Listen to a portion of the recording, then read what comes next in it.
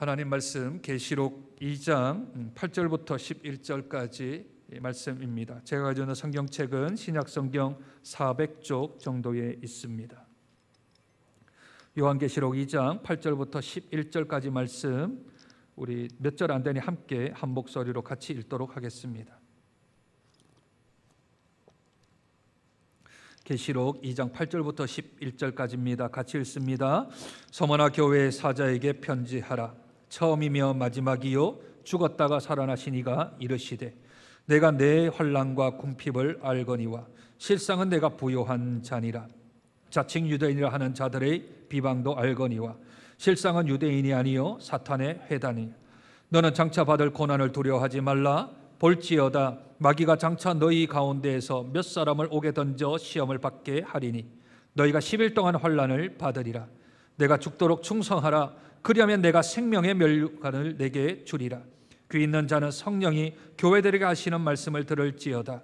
이기는 자는 둘째 사망의 해를 받지 아니하리라. 아멘. 오늘 계시록 말씀을 읽었지만 계시록에 대한 내용들은 조금 차근차근 하는 것은 앞으로 좀 뒤에 할 일들이고요. 지금은 요한계시록을 저희가 해석하기 위하여서 기본을 좀 닦고 있습니다. 기초를 좀 닦고 있지요. 오늘은 징조 두 번째, 징조 첫 번째가 뭐였죠? 세계 복음화. 네, 한 2달 되니까 이제 이틀 전 것도 생각 안 나는데 2달 전 거라니요. 예. 처음 징조는 세계 복음화. 왜냐하면 예수님이 땅 끝까지 이르러 내 증인이 되라, 모든 민족으로 제자 삼으라 했던 그 말씀이 이루어지면 예수님 오신다 그랬지 않습니까? 그러니까 이제 종말의 시기가 다가오면 다가올수록 그 징조 중에 첫 번째는 복음화가 계속해서 일어나는 것. 그래서 우리가 선교 사역을 쉴 수 없다라는 이야기를 드렸었지요. 두 번째가 하나님에 대한 반역으로서 교회 안에 핍박과 박해와 또 교회 안에 배교, 배신하는 일들이 일어난다 했는데, 저희가 지난번에는 뭐 했냐 하면 그 앞에 있었던 교회 안에 어떻게 배교가 일어나는가, 그리고 교회 밖에서 어떻게 우리들을 핍박하는가, 징조가 이 종말이 가까우면 가까울수록 어떻게 핍박하는가에 대한 내용을 했고요. 그걸 이제 2번 했습니다. 2번을 했고, 오늘은 요한계시록에 나와 있는 종말의 시대에 일어나는 핍박과 환난과 박해에 관한 내용을 우리가 함께 하는데, 그 중에 소아시아 7교회 중에서 가장 많이 핍박과 박해를 받고 또 하나님 앞에 칭찬을 받은 교회가 서머나 교회여서, 오늘 서머나 교회를 얘기를 하는 게 아니고 세상에서 우리가 받는 환난과 핍박 가운데서 서머나 교회가 받았던 것을 조금 예시를 들어서 함께 살펴보려고 이 본문을 정했습니다. 우리 본문 한번 보실까요? 1번은 제가 지금 말씀을 드렸고요. 저희가 어디에 속하냐면, 첫째 하나님의 은혜를 보여주는 징조 세계 복음화는 했고요. 둘째 하나님께 대한 반역을 보여주는 징조 배교와 박해 중에 세 번째, 처음은 교회 안에 있는 배교, 두 번째는 교회 밖에 있는 핍박, 환난, 세 번째는 요한계시록 안에서 우리에게 뭐라고 말하는가, 그걸 교회 안과 교회 밖에서 왜 이런 일이 일어나는가를 성경적으로 한번 살펴보겠다 하는 의미로 오늘은 계시록을 읽었습니다. 그것을 제가 1번, 2번을 나눴고요. 큰 2번 한번 보실까요? 요한계시록에 나타난 세상에서 받는 환난과 박해, 지난 시간에 했던 건데 이건 계시록적으로 다시 재해석을 한번 해보는 겁니다. 이번에 1번입니다. 사도 요한은 자신과 성도들을 예수의 환난과 나라와 참음에 동참하는 자라고 소개하고 있지요. 특히 교회가 세상에서 받는 고난의 이유, 형태, 그리고 대처 방법을 서머나 교회의 예를 들면서 성경은 우리에게 말씀하고 있습니다. 서머나 교회가 환난 당하는 이유는 다름 아닌 예수님 때문에 환난을 당합니다. 예수님에 대한 신앙, 충성 때문에 세상의 핍박과 유혹에 타협하지 않았던 서머나 교회. 그래서 서머나 교회의 유명한 구절이지요. 2장 10절, 내가 죽도록 충성하라. 그리하면 내가 생명의 관을 내게 주리라. 제가 아까 읽을 때 옛날 개역 성경대로 생명의 면류관이라고 했죠. 근데 면류관이라는 것이 훨씬 더 낫습니다. 왜냐하면 면류관은 왕이 쓰는 관이고 그냥 관은 다른 사람들도 쓸 수 있는 관이기 때문에 면류관이란 말이 훨씬 더 정확한 말인데 그걸 좀 빼버렸네요. 그래서 이 핍박과 환난에 대해서 지지 아니하고 도리어 이겨서 승리하여 칭찬받았던 교회가 서머나 교회이죠. 그러면 서머나 교회가 어떤 핍박을 받았는가, 어떤 환난을 받았는가? 그 첫 번째는 궁핍이었습니다. 궁핍. 2번의 괄호 3번입니다. 아이러니하게도 서머나 시는 무역으로 아주 부유한 도시였습니다. 그러나 서머나 교회 교인들은 상대적으로 매우 가난했습니다. 살짝 거짓말도 하고요, 눈속임으로 돈을 버는 세상 사람들과 달리 서머나 교회 교인들은 정직과 공의를 선택했습니다. 그래서 그들에게 주어지는 것은 부요한 삶이 아니라 궁핍한 삶이었습니다. 그러니까 뭐 약간 사기도 치고 거짓말도 하고, 또 성경에 보면 속이는 추 있지요. 속이는 추.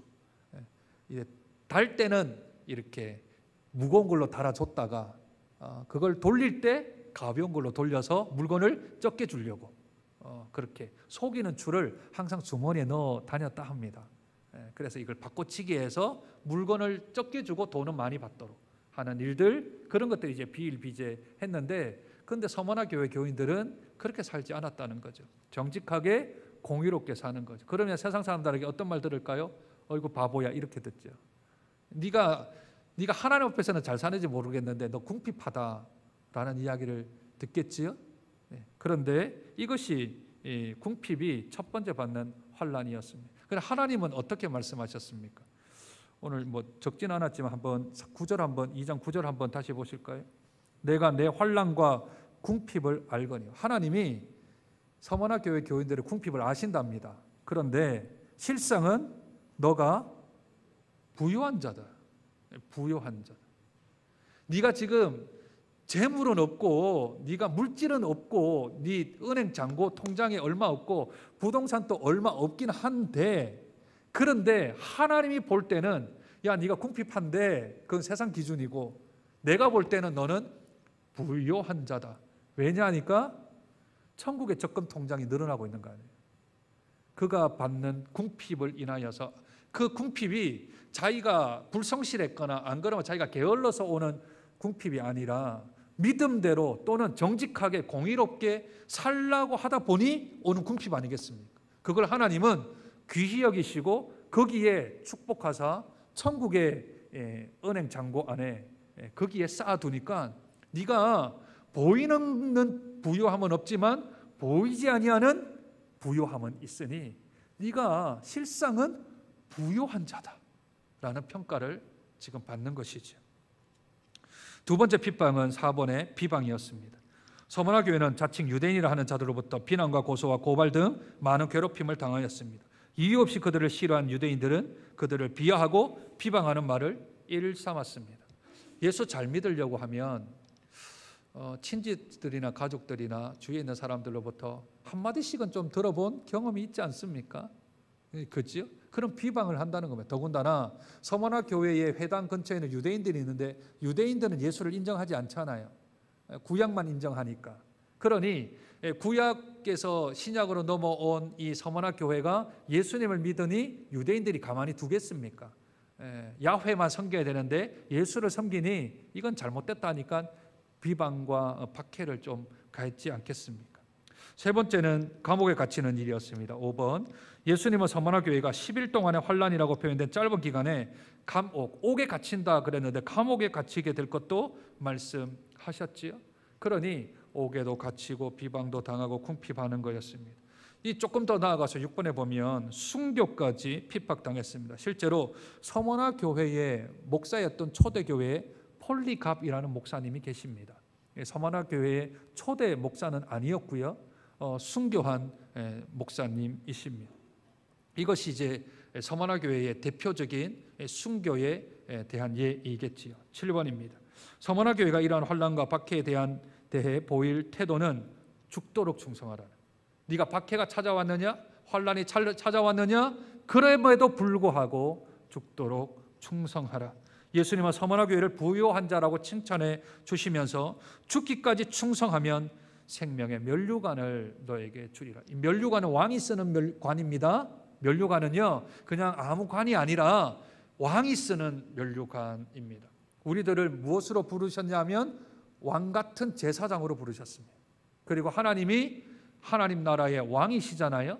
그러면 그의 아들과 딸들은 다 왕관을 쓸 만큼의 권세가 있겠지요. 그러니 우리가 이렇게 이 땅에서 생명을 걸고 믿음을 지키고 신앙을 지켜나가면 하나님께서 이기는 자, 충성한 자에게 생명의 면류관, 영원한 생명의 면류관을 주신다 약속을 하신 것입니다. 또한 이기는 자는 둘째 사망의 해를 면한다. 첫째 사망은 우리 육신의 죽음을 말하는 거고요. 둘째 사망은 마지막 하나님 보좌 앞에서 심판받을 때 불못으로 빠지는 것을 둘째 사망이라고 그럽니다. 영원한 사망이에요. 육신의 죽음은 일시적 사망이지 않습니까? 그 다음 영적 사망에 대한 그것을 둘째 사망이라 하는데, 네가 죽어서도 천국까지만 둘째 사망, 불못에 빠지는 영원한 사망의 해도 받지 않는다라고 하나님이 말씀해 주고 계시는 것이죠. 8번입니다. 요한계시록은 특별히 예수님의 승천부터 예수님의 재림 때까지 교회가 세상으로부터 박해를 받게 되는 이유를 계시록 12장, 13장을 통해 그림처럼 보여줍니다. 그 그림의 등장인물은 삼위일체 하나님을 흉내내는 악의 삼위일체입니다. 악의 삼위일체 들어보셨어요? 안 들어보셨죠? 악의 삼위일체가 계시록에 등장을 합니다. 넘기셔서 22페이지의 박스를 한번 보시지요. 네. 안에 박스 보시면 첫 번째, 7머리를 가졌고 10개의 뿔을 가지고 있는 큰 붉은 용. 누구를 모방한대요? 성부 하나님을 모방한대요. 여러분 혹시 2달 전도 기억 안 나는데 2년 전이 기억나시겠습니까? 초량교회 김대훈 목사님 오셔서 용 생각나십니까? 리워야단, 꼬불꼬불한 뱀, 요거 가지고 1시간 반 얘기하셨습니다. 요거 가지고 거기 나오는 옛뱀입니다. 똑같은 겁니다. 꼬불꼬불한 뱀, 히브리어는 리워야단이라고 얘기하고 그 성부 하나님을 흉내내는, 그래서 7머리를 가지고 7개 뿔을 가지고 있는. 두 번째, 성자 예수님을 모방하는 것은 7머리에 10개의 뿔을 가진 바다에서 나온 짐승. 이제 짐승 나오면 666 생각나시죠? 666 조금 이따가 설명을 좀 드릴게요. 7머리에 10개의 뿔을 가진 바다에서 나온 짐승, 또 양처럼 생기고 뿔이 2개 달린 땅에서 올라온 짐승, 성령을 모방하는 악의 삼위일체입니다. 악의 삼위일체. 이걸 성경의 악의 삼위일체라 하는데, 이게 영적 존재들은 제일 첫 번째 붉은 용이 사탄이고요. 나머지는 졸개들입니다. 졸개들인데 눈에 안 보이는 영적 세계가 아니고 우리가 보이는 세상 속에 나오는 짐승들입니다. 땅에서 올라온 짐승도 바다에서 올라온 짐승도 다 우리가 볼 수 있는 그런 사람들입니다. 이걸 한번 살펴보시죠. 먼저 악의 삼위일체 중에 큰 용, 사탄이라고 부르죠. 요한계시록 12장의 세 주요 등장인물은 용과 남자아이와 여자입니다. 계시록 12장 나중에 조금 더 자세히 볼 테니까 오늘은 그냥 겉핥기식으로 그냥 개론적으로만 보시면 되겠습니다. 먼저 용은 사탄입니다. 용, 얌, 꼬불꼬불한 뱀, 리워야단, 다 사탄을 대한 다른 용어입니다. 계시록 12장 9절 우리 같이 한번 읽어보실까요? 같이 읽습니다. 시작.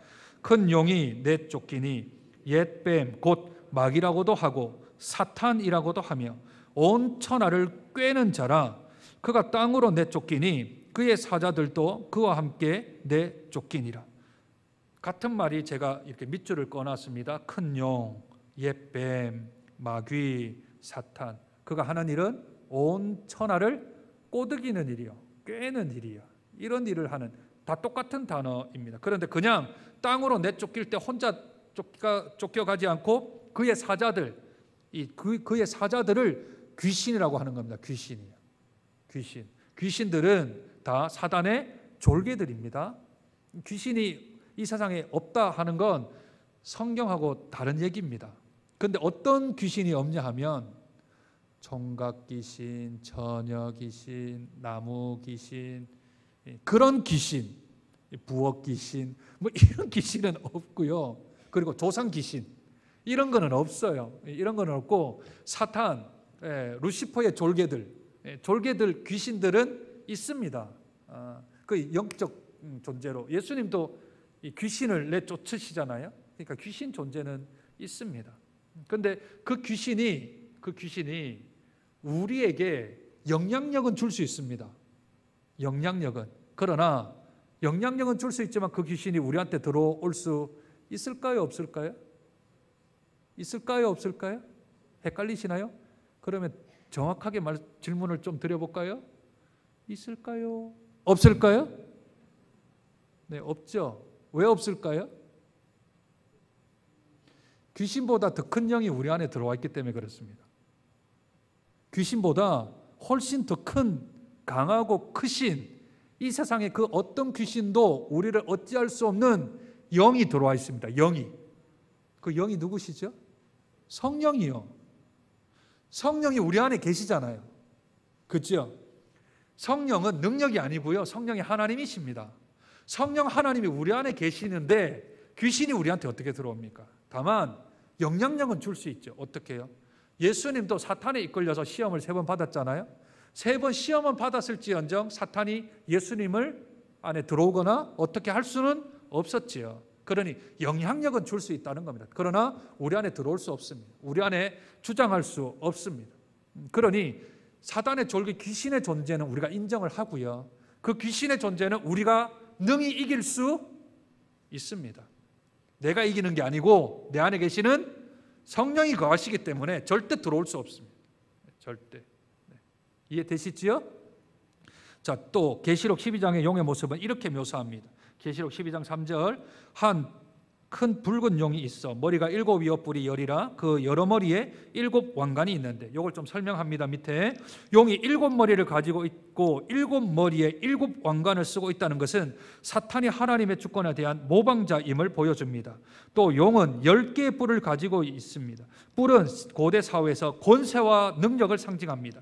10개의 뿔을 가지고 있는 것은 큰 권력과 권세를 가지고 있는 자라는 의미입니다. 숫자에 대해서 좀 몇 가지 말씀드릴게요. 1은 유일하신 하나님에 대한 숫자입니다. 1은 3은요 삼위일체 하나님이어서 완전수입니다. 7은 전체 수입니다. 7 하면 전체를 이야기합니다. 그래서 가나안 땅에 몇 개 족속이 있었죠? 7개 이방 족속이 있었잖아요. 헷 족속, 브리스 족속, 기르가스 족속, 아말렉 족속 하며 7개의 족속이 있었는데 그 7개를 이방인 전체로 보는 겁니다. 그러면 예수 그리스도께서 이 땅에서 사역을 하시고 십자가로 율법을 완성시키신 후 승천하시고 나서 그리고 나서 계시록에 나오는 교회가 몇 개예요? 소아시아에 있는 교회가? 소아시아에 있는 교회가 몇 개죠? 7개죠. 그러면 소아시아에 7개밖에 없었나요? 아니요. 계시록 2장 3장에 나오는 7개 교회 외에도 우리가 알고 있는 교회가 있습니다. 어떤 교회 있을까요? 데살로니가 교회, 고린도 교회, 또 이 빌립보 교회 있는데 여기 7개 안 나오잖아요. 그 교회는 7개 교회만 있어서 7개 교회에게 편지를 한 게 아니고 7이라는 숫자가 아까 뭐라고요? 전체 숫자라. 그러면 7개 다양한 그게 이제 둘셋으로 나눠지는데 교회가 7개 교회가 둘셋으로 나눠지는데 그 나눠지는 그 교회가 각각의 모양이 전체 이방인의 교회를 다 대표하는 것으로서 7개 교회를 쓴 겁니다. 7이 뭘 뜻한다고요? 전체. 열은요? 열은 숫자 중에 큰 것을 얘기합니다. 숫자 중. 왜냐하면 옛날에 뭐 하나 둘 셋 넷 다섯 일곱 아홉 열 그 다음에 많다. 손가락으로 셀 수 없는 더 많은 숫자. 그래서 7개의 머리다 하는 것은 머리가 7개니까 하나님은 삼위시잖아요. 근데 얘들은 7개야. 그러니 머리가 7개라니까 나는 우리 하나님보다 더 완전하다라는 뜻을 가지고 있고 10개 뿔이라는 것은 내가 전체의 뿔, 권세, 권능을 다 가지고 있다. 이런 뜻으로서 이제 알리는 거죠. 그런데 다 하나님을 모방한 그러한 모습들입니다. 그냥 이게 막 이상하고 괴물처럼 생겼다 그렇게 생각하는 게 아니라 계시록을 보실 때는 반드시 로마 사람들은 모르고 기독교인들은 구약적인 배경을 알고 있는 사람들끼리는 통하는 얘기들입니다. 통하는 얘기. 하나가 뭔지, 삼이 뭔지, 칠이 뭔지, 열이 뭔지. 왜냐하면 계시록을 누가 썼습니까? 사도 요한이 썼잖아요. 사도 요한이 누구에게 썼습니까? 7개 교회에게 쓴 거 아니에요? 교회에 쓴 것은 구약을 알고 있는 사람들이죠. 그러나 로마 사람들은 읽으면 이거 신화야 뭐야 이거 하고 도저히 알 수 없는 건 율법 구약에 나타나 있는 의미들을 그것을 바꾸어서 이야기하기 때문에 전혀 알아듣지를 못하는 것이지요. 넘어가서요. 3번에 4번. 3번에 4번은 이제 여자에 관한 이야기가 나옵니다. 여자에게서 태어난 하나님 앞과 보좌 앞으로 올라간 남자아이는 누구를 뜻한다고요? 왜 여자라고 썼을까요? 동정녀이기 때문에 계시록에서는 여자라는 말을 썼다고요. 여자. 예수 그리스도를 상징합니다. 아들의 탄생과 다스림 그리고 성천의 이야기는 예수님을 상징하기에 부족함이 없습니다. 그리고 예수님 초림 때 사탄에 대한 승리가 무엇인가 하면 십자가와 부활로 사망 권세가 깨트려져 버렸습니다. 예수 그리스도의 부활 이전까지는 사망 아래에 놓여져 있었잖아요. 사람들이 죄로 말미암아. 그런데 예수 그리스도께서 십자가로 인하여서 죄를 대신하셨고 부활을 통하여서 죽음의 권세를 뛰어넘으셨습니다. 그러면 그 이후에 있는 사람들은 부활의 열매들이 되겠지요. 예수님이 첫 열매, 그 다음이 둘째, 셋째, 넷째, 그런 열매들이 열린 거예요. 예수님으로 인하여서. 그러니 사탄이 사망이라는 권세를 가지고서 사람들을 우롱했는데, 사탄이 사망이라는 권세를 가지고 사람들에게 겁박했는데 너 죽인다? 이게 가장 큰 무기였잖아요. 그러나 초대교회에서는 죽음을 이겨난 예수님을 믿는 사람들은 죽음이 겁이 나지 않으니까 죽으면 죽으리다 하는 거 아니겠습니까? 내가 죽으면 내 생명이 닿으면 나 천국 가니까 사망 권세를 깨트리니까 이것을 제어할 수 있는 게 없는 거죠. 죽음의 선을 넘어간 사람들은, 사망 권세를 깨트린 사람들은 예수 권세 때문에 이길 수 있는 것이지 그것 외에는 아무도 죽음의 권세를 이길 수가 없게 되겠지요. 그래서 사탄이 하늘에서 땅으로 추방되었습니다. 5번, 여자는 하나님의 백성인 교회를 상징합니다. 따라서 용이 여자를 박해한다는 이야기는 사탄이 교회를 박해한다는 말입니다. 우리는 계시록 12장을 통해 교회에 대한 사탄의 박해에 대하여 다음과 같은 중요한 사실들을 알 수 있습니다. 우리 첫째 하면 같이 한번 읽어주십시오. 첫째,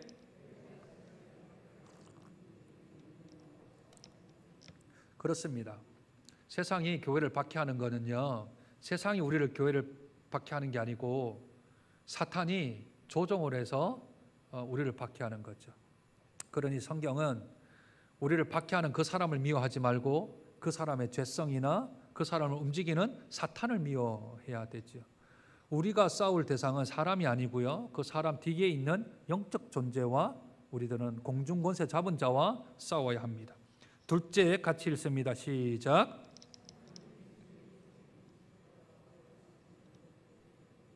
예, 결정적 패배를 당했습니다. 지난번에 생각나시나요? 노르망디 상륙작전 할 때 D-Day가 있고요. D-Day 상륙작전을 하니까 전쟁의 승패가 완전 뒤집어졌죠. 그러나 아직도 게릴라군과의 전투는 남아 있어서 완전히 끝나는 날을 V-Day라 그랬지 않습니까? 그러니 예수님이 처음 오셔서 십자가와 부활을 통하여서 D-Day가 된 겁니다. 그리고 예수님이 재림하시는 날이 V-Day겠죠. 완전한 빅토리, 승리하는 날. 그 사이에 초림과 재림 사이에 우리들이 살고 있는 것이죠. 셋째, 같이 읽습니다. 시작. 사탄은 예수님의 재림 때 완전히 멸망당해 불못으로 들어갈 것이다. 넷째, 같이 읽습니다. 사탄이 지금 박해하지만 결박당한 채 그때는 얼마 남지 않았습니다. 요한계시록 20장 2절 같이 한번, 또 여기도 용, 뱀 나오지요. 마귀, 사탄 같이 나오는데 한 번 더 읽겠습니다. 시작. 용을 잡으니 곧 옛 뱀이요 마귀요 사탄이라. 잡아서 1000년 동안 결박하여 돼 있습니다. 그러면 결박당해 있는 상태가 있다는 거 아니겠어요? 이 결박당한 상태에 따라서 천년설이 바뀝니다. 천년 동안 결박돼 있는 상태를 진짜 천년으로 보면 전천년설, 진짜가 아니고 초림과 재림 사이를 영적 천년으로 보아서 결박당했다 하면 무천년설. 이제 후천년설은 얘기 안 합니다. 전천년설은 실제로 결박당한 상태에서 천년의 기간이 주어진다 하면 전천년설.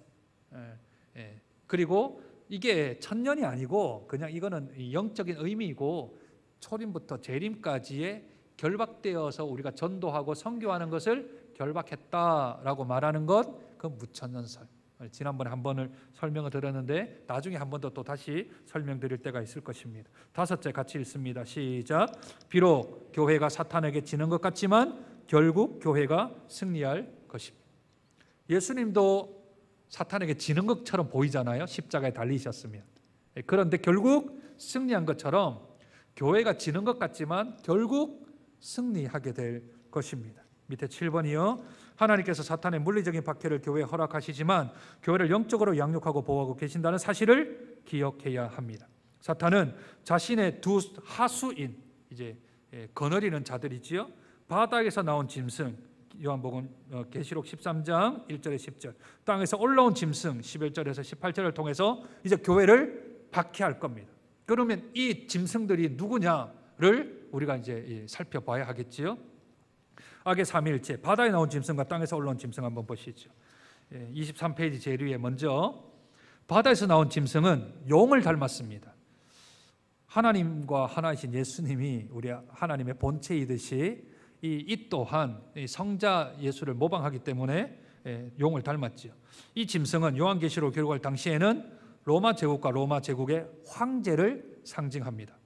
특히 성도들을 박해하는 이 짐승은 로마 황제 중에서도 교회를 최초로 박해했던 네로 황제를 모델로 합니다. 즉 네로 황제가 그 당시에 바다에서 나온 짐승으로 그렇게 의인화시켜서 설명을 하는 것이지요.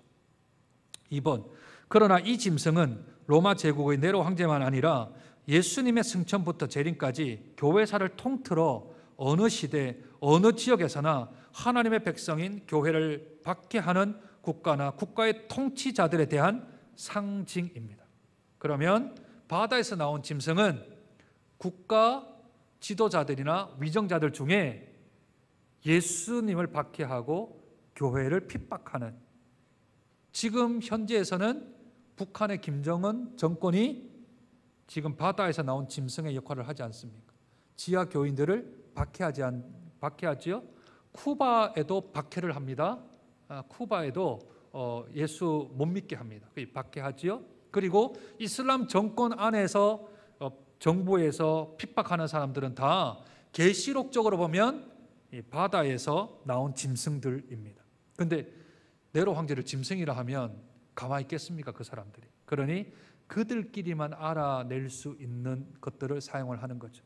그 밑에 글씨가 좀 작긴 한데요. 그 제일 밑에 각조 한번 1번 한번 보실까요? 23페이지 제일 밑에. 로마를 뜻하는 헬라어 단어는요, 라테이노스라고 합니다. 라테이노스. 그런데 라테이노스에 헬라식 숫자를 더해보면 666이 됩니다. 뭐 L은 30, A는 1, T는 300, E는 5 이렇게 자기들끼리 이렇게 숫자를 정했어요. 그렇게 해서 합치면 666이 됩니다. 로마를 상징하는 것. 그리고 네로의 이름이 히브리어로 네론 카사르라고 부르는데 이 또한 이 이름도 50, 200, 6, 50, 100, 60, 200 그래서 네로의 이름도 666이 되고요. 로마도 666이 됩니다. 그러면 바다에서 올라온 짐승이 예수 그리스도를 믿는 성도들을 박해한다라고 하는 건 그것은 지금 로마의 압제 가운데 있어서 그 사람들이 주는 티켓을 받지 아니하면 생활이 안 돼요. 로마에서 주는 티켓이 없으면 경제적인 생활이 융통이 안 된다고요. 그래서 그것을 받으면 생활이 잘 되는데 그게 뭐냐 하면 1년에 한 차례씩 황제에게 황제는 주님이십니다 라고 황제에게 참배하는 시간이 있는데, 그 참배를 하면 그 경제권을 할 수 있는 표를 나눠주는 거예요. 그게 사람들이 손에도 있고 또 안 잊어먹으려고 이 모자 안에도 넣어 다니고, 중요한데 안 잊어먹으려고 다니다 보니까 이마에 붙인다, 손등에 있다 라는 뜻으로 그렇게 말을 한 겁니다. 그러니까 지금 현재 일어나고 있는 일들 아니겠어요? 로마에 통용되어지고 있는 상황 속에서 계시록을 썼다면, 그러면 666이 후대에 있는 이야기가 아니라 지금 로마와 로마 황제에 대한 이야기를 하려고 하는데, 이 이야기를 로마 황제가 했다라고 사도 요한이 써버리면, 그러면 그것을 쓴 사람이나 읽었던 사람들이 다 어려움에 처하겠죠. 그러니 이것을 비유적으로 바꾸어서 박해를 하는 로마와 로마 황제, 그리고 그 이후에 국가 지도자들이나 위정자들이 박해를 한다 했을 때 이 사람들을 통칭하여서 뭐라고 한다고요? 바다에서 올라온 짐승이라고 말을 하는 겁니다. 그러니 이것이 막 이상한 영적 존재가 아니고요, 지금 현재 있는 사람들이지요. 3번 보실까요? 계시록 13장에 등장하는 둘째 짐승, 즉 땅에서 올라온 짐승, 땅에서 올라왔어요. 땅에서. 그런데 이들은 어린 양처럼 생겼고요, 이 짐승은 사탄을 닮은 것이 아니라 어린 양이신 누굴 닮았다고요? 예수님을 닮았다고요. 그러나 예수님을 닮았을 뿐이지 용, 사탄의 하수인일 뿐입니다. 그는 뭐처럼 말한다고요? 용처럼 말한다고요. 용처럼.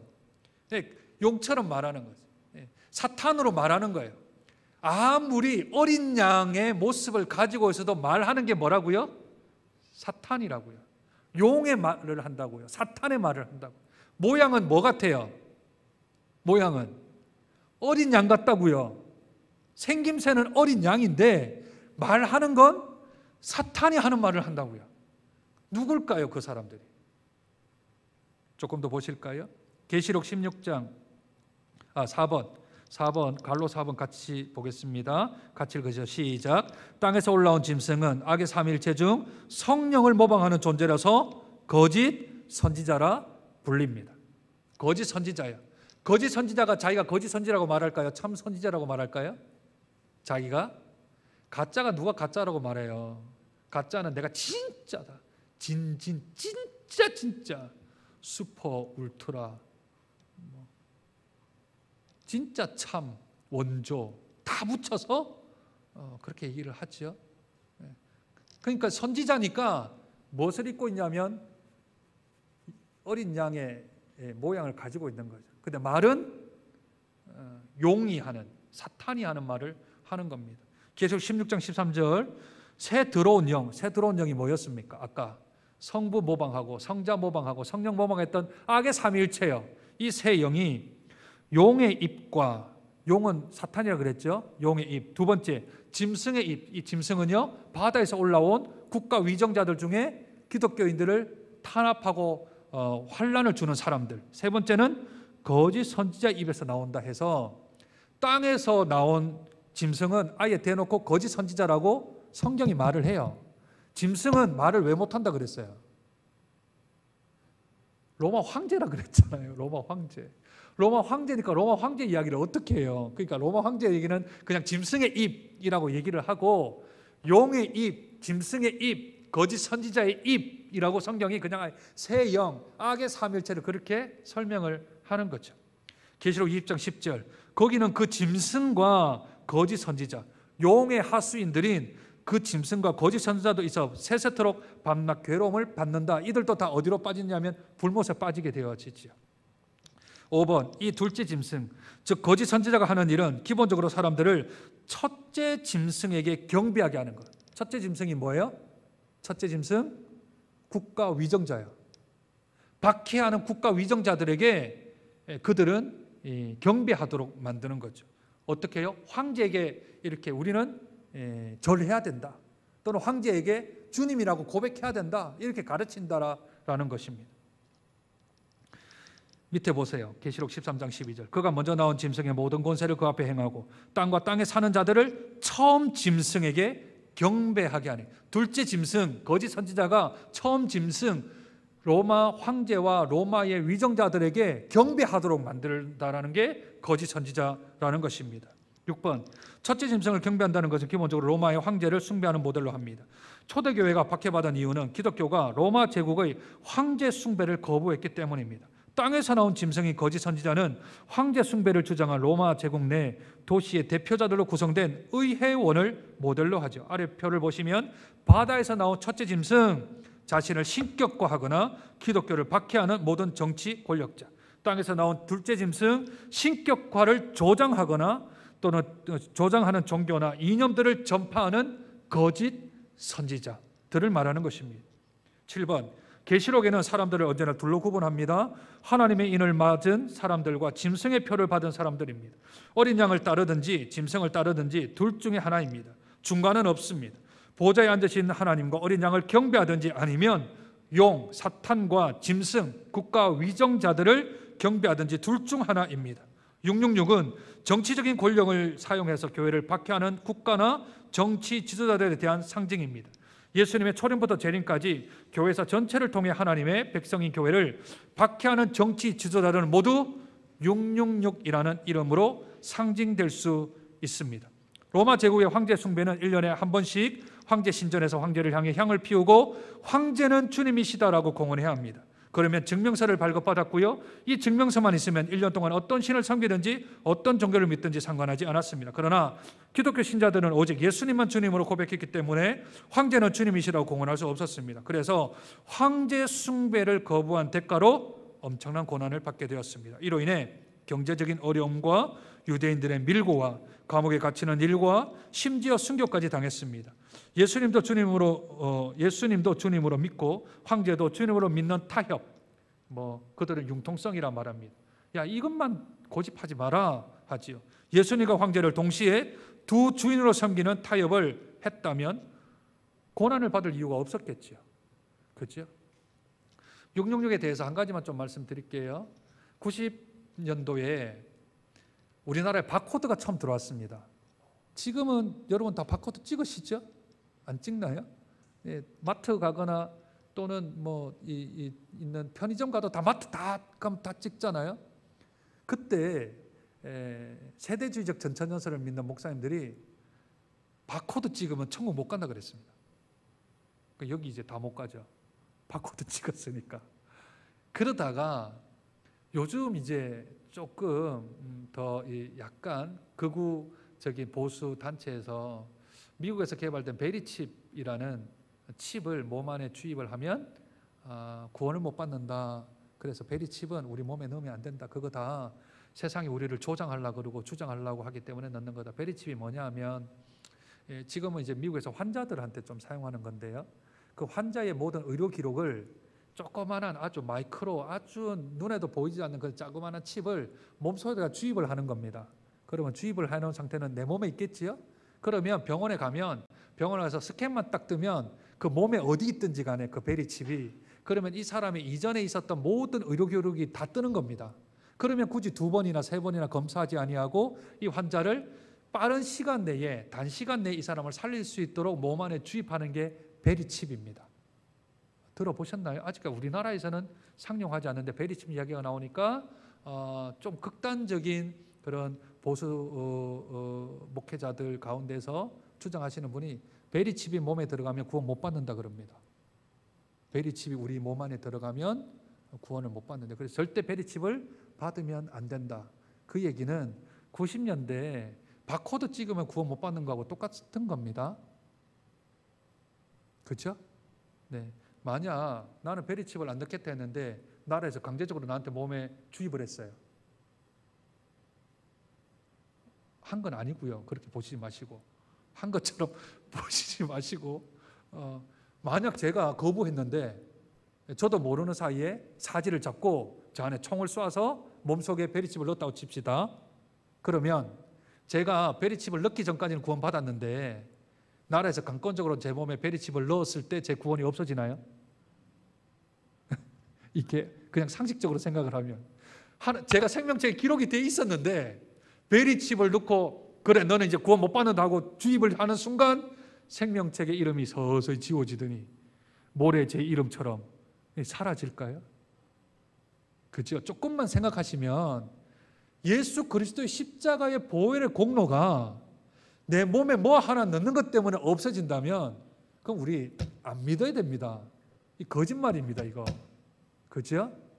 내 몸을 어떻게 하든지 불을 사르라도 내 몸을, 제 믿음을, 제 구원을 흔들 수가 없습니다. 세상이요. 그러니 그런 말장난에 속아 넘어가지 마시고 내가 어떤 일이 있든지 예수의 이름으로 가합니다. 그러나 덕을 세우는 일이 아니기 때문에 우리가 절제하거나 거부할 수는 있어야 하겠지요. 그죠? 그러니 666이 베리칩이다, 그런 거 믿지 마시고 666이 이마나 이마가 아니죠. 이게 손등이나 이마에 찍힌다, 이건 로마 황제에 대한 내가 절을 했다라는 그 티켓을, 그것을 의미하는 거였습니다. 그러니 그거 전혀 우리 이마에도 안 찍히고 손등에도 안 찍힙니다. 걱정하지 마시고 우리에게는 무슨 인이 찍혀 있죠? 성령의 인치심으로, 성령이 우리 안에 거하심으로 베리칩이 들어오든 또는 알파칩이 들어오든 전혀 상관없이 우리들은 구원의 확실한 증거가 우리 안에 거하시는 성령인 줄로 믿습니다.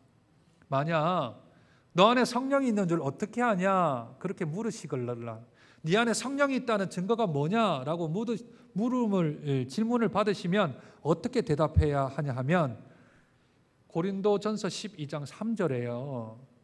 성령이 아니고서는 그리스도를 주라 시인할 수 없대요. 성령이 아니고서는 그리스도를 우리가 주라고 시인할 수가 없대요. 그러니 저는 예수님을 나의 구주, 나의 하나님으로 믿습니다라고 고백하는 것은 내가 아니고 내 안에 계시는 성령께서 하시는 겁니다. 그러니 당신 안에 성령이 있는 증거가 무엇입니까? 라고 물으면 제 안에 성령이 있기 때문에 예수님을 주님이라고 고백하는 겁니다.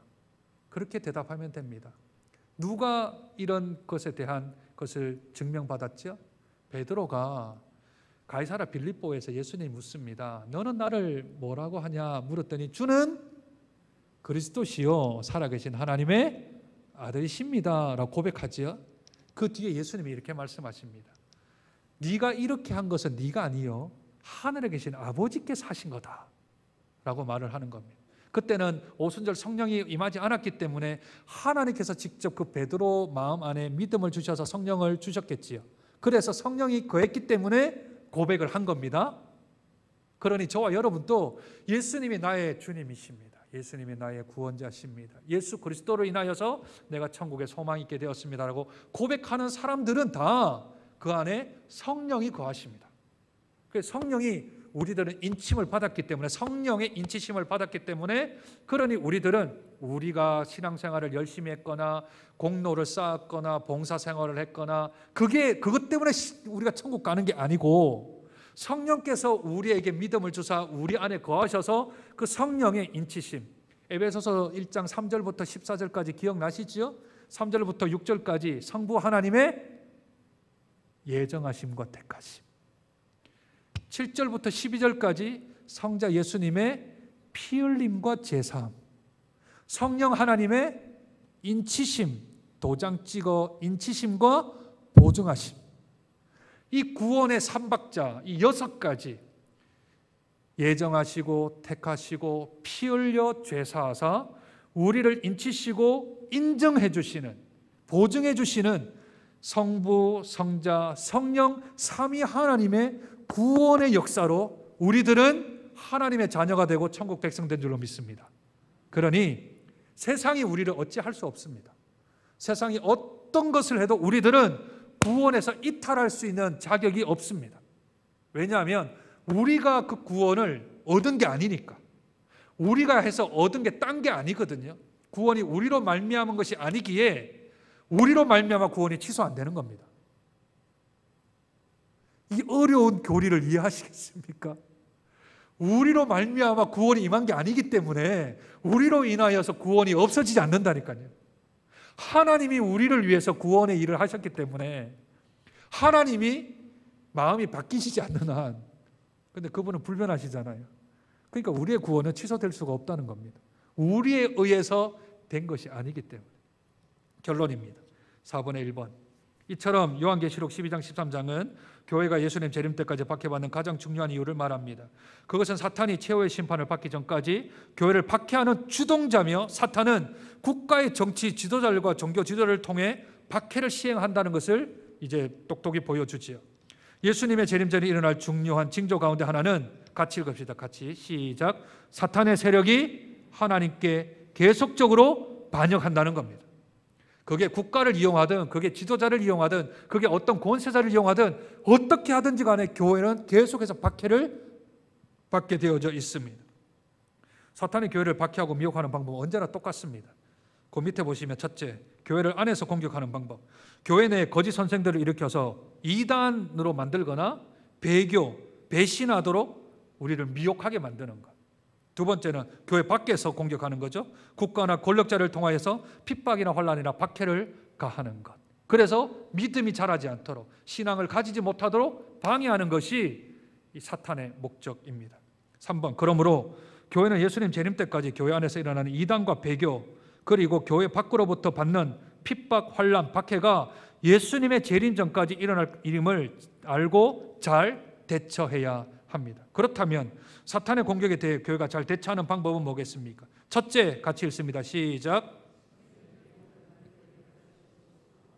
성경적인 바른 교회를 가르치고 선포하는 것, 저만 하는 게 아니고요, 우리 사랑하는 성도님들이 배웠으면 그 배운 걸 자녀에게 가르쳐야 됩니다.